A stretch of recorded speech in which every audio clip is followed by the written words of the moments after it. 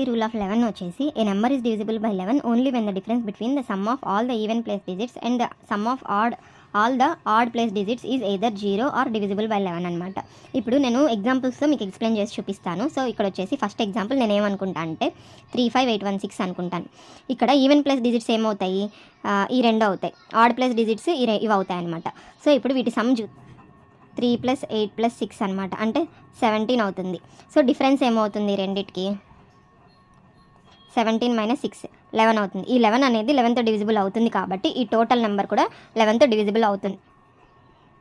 ఎంత అవుతుంది, 9 అనమాట. The some of odd place digits 6 + 5 + 6 అనమాట, ఎంత అవుతుంది, 17 అవుతుంది. ఇప్పుడు డిఫరెన్స్ ఏమవుతుంది, 17 - 9, 8 అనేది 11తో డివిజిబుల్ కాదు కాబట్టి ఈ టోటల్ నెంబర్ 11తో డివిజిబుల్ కాదు అనమాట.